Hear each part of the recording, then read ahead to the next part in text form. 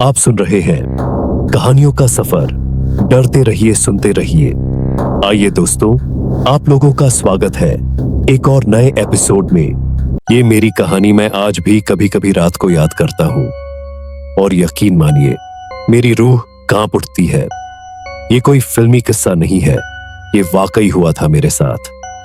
साल 2019 में जब मैं अपने कॉलेज की रिसर्च के लिए कोटा गया था, मैं और मेरी एक दोस्त काव्या, हम दोनों ने राजस्थान की कुछ हेरिटेज बिल्डिंग्स पर एक प्रोजेक्ट शुरू किया था।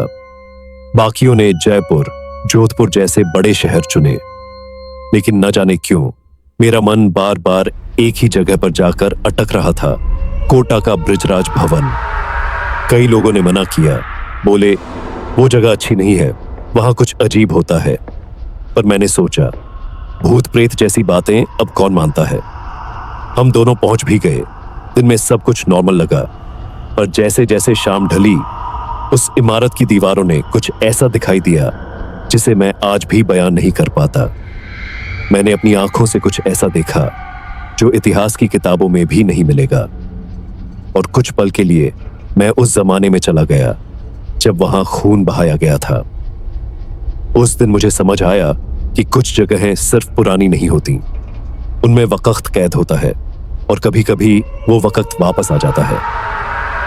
हम कोटा शाम के करीब 4 बजे पहुंचे थे। ठंड का मौसम था, दिसंबर का महीना। आसमान में हल्के हल्के बादल छा रहे थे और सूरज ढलने वाला था।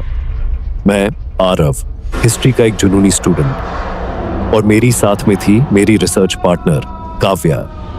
हम दोनों राजस्थान यूनिवर्सिटी से आए थे एक प्रोजेक्ट के लिए, और उस दिन हमारा टारगेट था कोटा का बृजराज भवन, वो हवेली जो अब एक होटल बन चुकी थी। और उसके पीछे छिपा था एक ऐसा अतीत जिसे सुनकर कई लोग आज भी उस रास्ते से रात को नहीं गुजरते। शहर के कुछ लोकल लोगों ने हमें साफ कहा था, साहब दिन में आप बृजराज भवन चले जाओ, मगर सूरज ढलने से पहले निकल आना, वहां रात में कुछ अजीब होता है। पर हम उनकी बातों पर अंदर ही अंदर मुस्कुरा रहे थे। भूत प्रेत, आत्मा, ये सब अब कौन मानता है। हम कैमरा, रिकॉर्डर और कुछ नोट्स लेकर हम उस पुरानी हवेली में दाखिल हुए। जैसे ही दरवाजे से अंदर गए, एक अजीब सी ठंडक ने हमारा स्वागत किया। हवेली का बाहरी हिस्सा जितना खूबसूरत था, अंदर जाते ही उतना ही वीरान था। बड़े बड़े झूमर, पत्थर की दीवारें, ब्रिटिश काल की नक्काशी, और सबसे अजीब एक रहस्यमयी सन्नाटा। काव्या मुझसे बोली, अजीब नहीं लग रहा आरव, जैसे कोई हमें देख रहा हो। मैंने मजाक में कहा, शायद पुराने जमाने की रानी अब भी घूम रही हो। दोनों हंस दिए, लेकिन सच कहूं, उस पल के बाद से कुछ बदला बदला सा लगने लगा। हम हवेली का हर हिस्सा ध्यान से देख रहे थे, लाइब्रेरी, दीवान खाना, बालकनी, यहां तक कि वो पिछला हिस्सा भी जहां अब कोई नहीं जाता था। हमारे पास स्पेशल परमिशन थी, इसलिए हमने तय किया कि एक राउंड और लेंगे पीछे के ब्लॉक की तरफ। सूरज डूब रहा था, आसमान अब नारंगी से काला होने लगा था और हवेली की परछाइयां लंबी होती जा रही थीं। लेकिन हमें क्या पता था, यही परछाइयां अब हमारा पीछा नहीं छोड़ेंगी। शाम अब रात में बदल चुकी थी। हवेली के बाहर का कोहरा दीवारों को छूने लगा था। हम पिछले हिस्से की ओर बढ़े, जहां एक पुराना गलियारा था जिसके अंत में 2 दरवाजे थे। एक दरवाजा जंग खाया हुआ था और दूसरा ताले से बंद था। लेकिन हमारी नजर पड़ी उस कमरे पर जिस पर एक धुंधली सी तख्ती लगी थी, कॉलोनेल्स स्टडी रूम। यहीं से सब शुरू हुआ। मैं आगे बढ़ा और जैसे ही उस कमरे के सामने पहुंचा, एक अजीब सी सिहरन मेरे पूरे शरीर में दौड़ गई। एक झोंका जैसे बर्फ की हवा मेरी गर्दन को छूता हुआ अंदर तक चली गई। मैं रुक गया। मेरे कानों में किसी के रोने की बेहद धीमी आवाज आ रही थी। धीमी आवाज, लेकिन बहुत दर्द भरी थी, मानो कोई सालों से वही बैठा हो और अब थक गया हो रोते रोते। मैंने पीछे मुड़कर काव्या से पूछा, क्या तुमने भी सुना? लेकिन काव्या वहां नहीं थी। सिर्फ 1 सेकंड पहले तक मेरे साथ चल रही थी और अब उसका कोई नामो निशान नहीं था। चारों तरफ मैंने देखा, गलियारा सुनसान था। मेरी आवाजें गूंजने लगी। काव्या ने काव्या, लेकिन कोई जवाब नहीं आया। मैं घबरा गया था। वो रोने की आवाज अब और तेज हो रही थी, ठीक उसी कमरे से। मेरे कदम अनजाने में उस बंद दरवाजे की तरफ बढ़ने लगे। मेरे अंदर डर और जिज्ञासा दोनों का मिश्रण था। जैसे ही मैं दरवाजे के पास पहुंचा, रोने की आवाज एकदम से बंद हो गई। अब सिर्फ सन्नाटा था। मैंने हिम्मत करके उस लकड़ी के पुराने दरवाजे पर हाथ रखा। ठंडा था, बहुत ठंडा।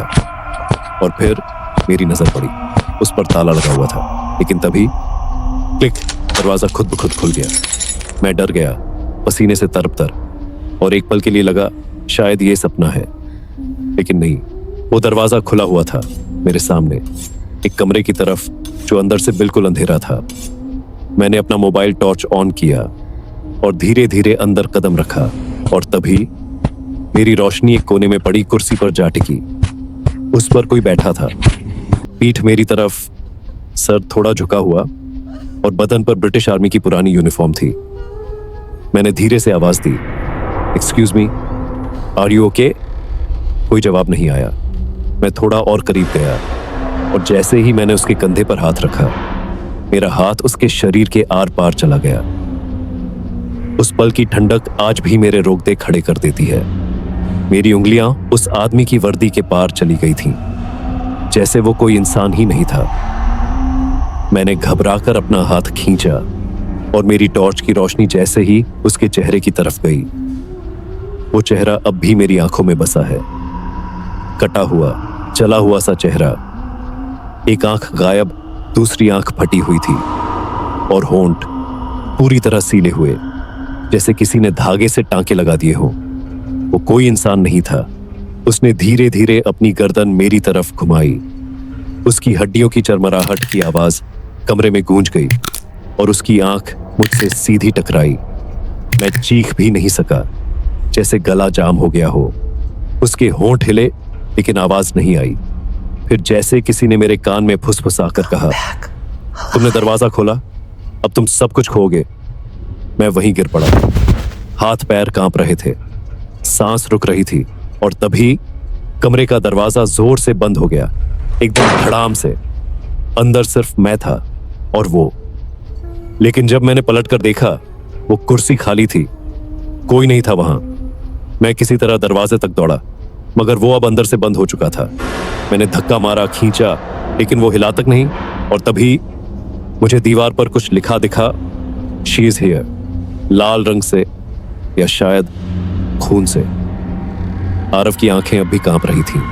वो अब भी समझने की कोशिश कर रहा था कि जो कुछ उसने देखा, क्या वो सब हकीकत था या कोई भ्रम। मगर जब नेहा ने भी उसी ब्रिटिश अफसर को कमरे की खिड़की के पास खड़ा देखा, तो बात अब साफ हो गई थी। ये कोई वहम नहीं था। ब्रिजराज भवन अब भी उस आत्मा से बंधा हुआ था। काव्या की आवाज थरथरा रही थी। वो वहीं खड़ा था आरव, मैं झूठ नहीं बोल रही हूं। उसकी आंखें मेरी आंखों से टकराई थीं। आरव अब भीतर से डर चुका था, लेकिन उसने खुद को संभाला। उसने काव्या का हाथ पकड़ा और कहा, हमें अब यहां नहीं रुकना चाहिए। कुछ तो है इस पैलेस में, और वो कुछ अब हमें देख चुका है। उन्होंने जल्दी जल्दी अपना सामान समेटा और पैलेस के बाहर निकलने लगे। मगर जैसे ही उन्होंने गेट तक पहुंचना चाहा, गेट अपने आप बंद हो गया। दरवाजे के पीछे एक भारी सी आवाज गूंजी, this place remembers what happened here. Aarav और काव्या दोनों सन्न रह गया। वो आवाज किसी आदमी की नहीं थी, वो किसी आत्मा की चेतावनी थी।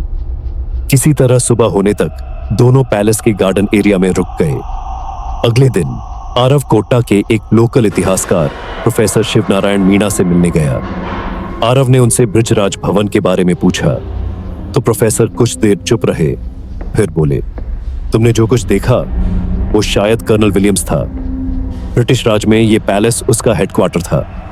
कहते हैं 1957 की क्रांति में कुछ भारतीय सैनिकों ने इसी भवन में घुसकर उसे मौत के घाट उतारा था। लेकिन उसकी आत्मा आज भी यही है।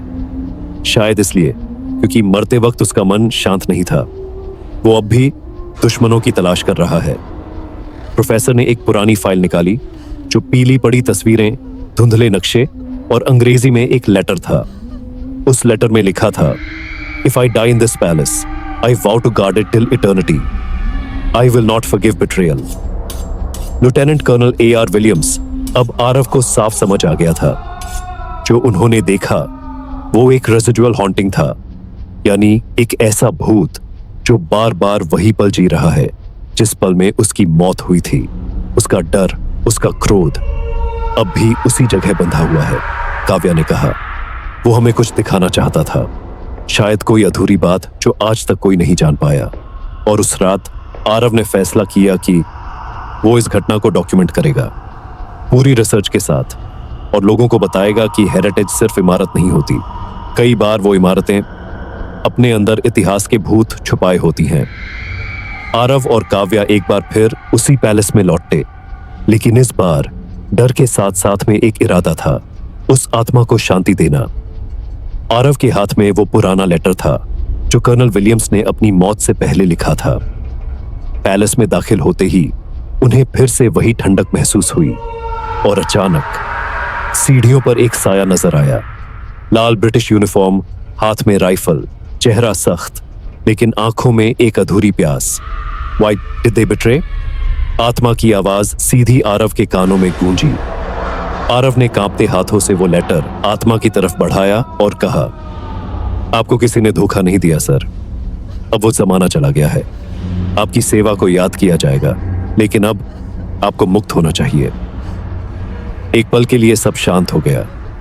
फिर आत्मा की आंखों से एक हल्की सी चमक निकली, जैसे किसी ने बरसों बाद उसे समझा हो, और फिर वो साया धीरे धीरे धुंध में बदलता चला गया और हवा में घुल गया। अगली सुबह काव्या ने कहा, पैलेस अब पहले जैसा नहीं लग रहा। आरव ने कहा, अब कोई डर नहीं, सब कुछ शांत है। आरव ने मुस्कुराकर कहा, शायद अब उसका कर्तव्य पूरा हो गया और अब वो अपने वक्त में लौट गया। उस रात के बाद ब्रिजराज भवन में कोई अजीब घटना नहीं हुई। आरव ने इस पूरी घटना को एक डॉक्यूमेंट्री के तौर पर रिकॉर्ड किया, the last guard of Brijraj भवन, और ये कहानी देश भर में चर्चा का विषय बनी। कुछ जगहें सिर्फ इमारत नहीं होती, वो समय का एक टुकड़ा होती है जो अधूरी आत्माओं को कैद किए रखती है, और जब तक कोई उन्हें समझ न ले वो बार बार लौटती है अपनी कहानी कहने के लिए। ब्रिजराज भवन की आत्मा अब शांत है, लेकिन उसकी कहानी हमेशा जिंदा रहेगी। अगर आपको हमारी वीडियो पसंद आए तो हमारे चैनल को लाइक और सब्सक्राइब और शेयर करना ना भूलें, ताकि हम और भी ऐसी डरावनी कहानियां आपके लिए ला सकें।